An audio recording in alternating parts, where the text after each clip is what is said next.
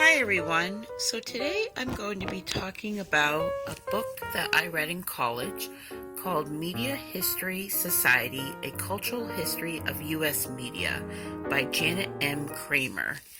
And if you look inside, you can see that I've taken a lot of notes, highlights, underlines, things like that, studying for different exams. The book is pretty easy to read. So, just to give a synopsis of what this book is about, Media History Society offers a cultural history of media in the United States. So this book, was very easy to read and follow, and I really liked reading it because it gave a lot of connections, or we drew a lot of connections in class between the pages of the actual book and the different ideas being put forth in this book, and then different events and things that are happening in the current day. So, to give an example, they would talk about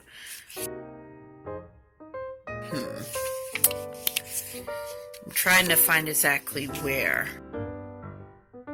So they talk about First Amendment and the theory behind it. So the libertarian theory of the press was defined by a guy named Seibert. It supports complete individual freedom and sees the free flow of information as essential to that freedom. It is thus the cornerstone of our First Amendment. So if you ever want to know the history behind the First Amendment, then you can read this book, and it will give a bit of a backstory behind the First Amendment to our U.S. Constitution. So basically, I would, when using this book, if you are a college student and it is assigned to you, I would say if your professor gives you a study guide, I would search for the information that fits the study guide, and then, highlight the term, the key points of that term, so that if you are doing a multiple choice exam, you are able to pick out the best description that matches the term that's being talked about on the test. So that was my strategy in college. And each chapter ends with a conclusion of what you have learned, and then it proceeds to the next chapter and talks about press freedom in wartime. It goes through that chapter. It talks about forms of control. It talked about the Patriot Act after following the attacks of September 11th. So,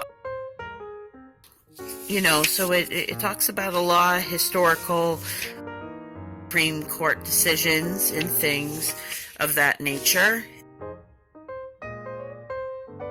It was a really great book to read, and I actually referred to this book to write a lot of papers in college, even after I completed this class. This book was assigned to me a part of my communications class in my junior year of college. So, it's really a great book, and it talks about the pros and cons of different ideas, and it talks about the internet and different types of journalism, so entertainment and how movie, radio, and television satisfies the demand for entertainment. So it really, it really is a great book. I use this for a class down the line, and I, highlighted this kind of section, and I said, example of deontological thought, and I was creating a paper that connected, a couple of these theories in this book with another book that I was reading in a literature class, which I can't recall at the current moment, but pretty easy to read. Obviously you see I've taken a lot of notes and highlights, things like that.